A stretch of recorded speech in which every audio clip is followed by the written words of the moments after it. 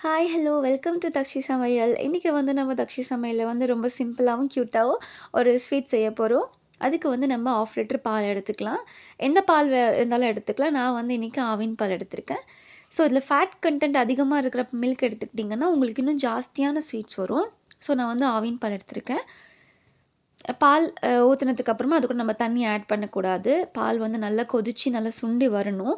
So, அதனால தண்ணி இருந்துச்சுன்னா, அது ஸ்வீட் வந்து கரெக்டான கன்சிஸ்டன்சிக்கு வராது. ஸோ, நம்ம தண்ணியும் ஆட் பண்ண தேவையில்ல.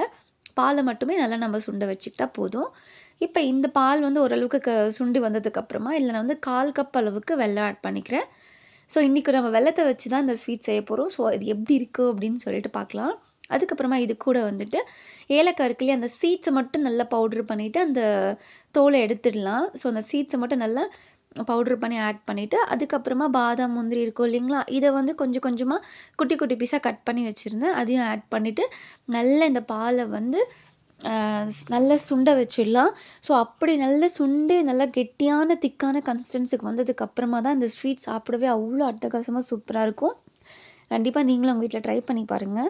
பால் வந்து நல்லா கொதிச்சுட்டே இருக்கணும். பாருங்க, இப்ப நம்மளுக்கு ஓரளவுக்கு வந்து பால் நல்லா திக்கா வந்திருக்கு. இன்னும் கொஞ்சம் நம்மளுக்கு திக்கா ஆகணும். பார்த்தீங்களா? ஸோ, இந்த அளவுக்கு நல்லா கொஞ்சம் திக்கானதுக்கு அப்புறமா நம்ம ஸ்டவ் ஆஃப் பண்ணிவிட்டு நம்ம சர்வ் பண்ணி சாப்பிட்டுக்கலாம். உண்மையிலேயே இந்த பால்கோவா வந்து செய்றதுக்கு ரொம்ப நேரமும் ஆகாது. பட் அதே சமயத்தில நம்ம குழந்தைங்களுக்காக இத செஞ்சு குடுத்தோன்னா, அவங்க வீட்லயே சூப்பரா சாப்பிடுவாங்க.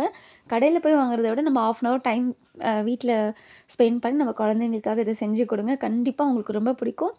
எனக்கு இந்த பால்கோவா சாப்பிடும்போது சின்ன வயசுல இந்த சீம்பால் சாப்பிட்ட ஃபீல் வருது. Thank you.